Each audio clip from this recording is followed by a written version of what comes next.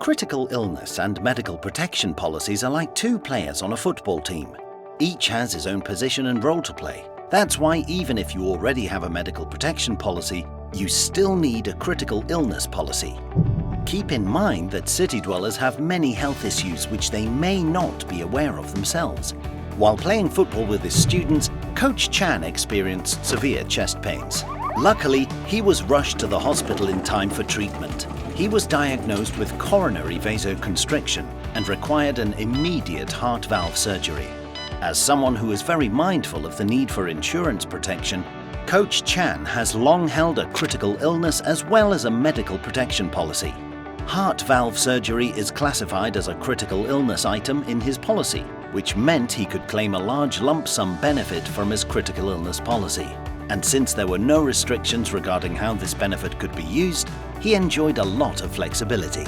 For example, since he needed a period of convalescence after his surgery, he had to take an extended no-pay leave from his job.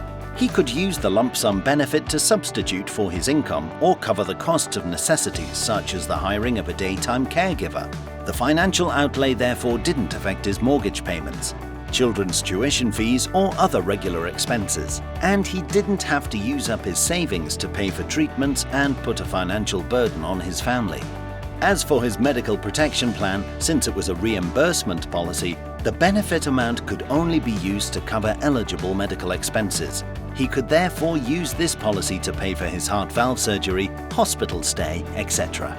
Something to keep in mind is the fact that with medical insurance policies, there is a limit on the amount you can claim per year. These policies also require annual renewal.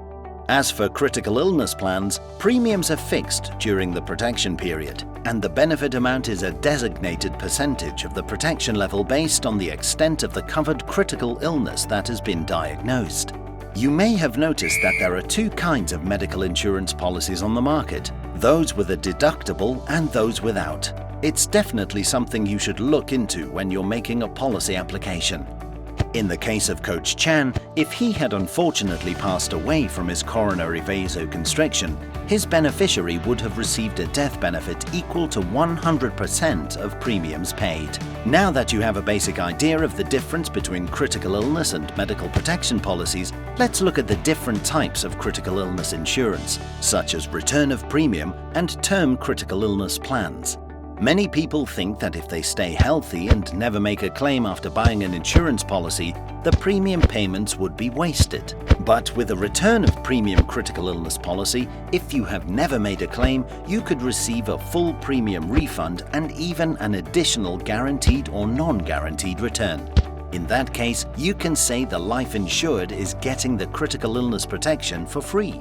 On the other hand, term critical illness plans typically don't include any maturity benefits or cash value, and premiums are generally lower.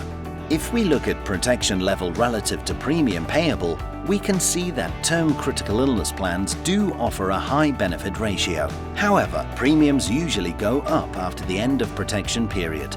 If you're worried about a relapse, there are critical illness plans on the market that support multiple claims, but these are typically more expensive than single claim plans. So you haven't bought a critical illness policy yet but want to know more about return of premium critical illness plans? Talk to our insurance experts today.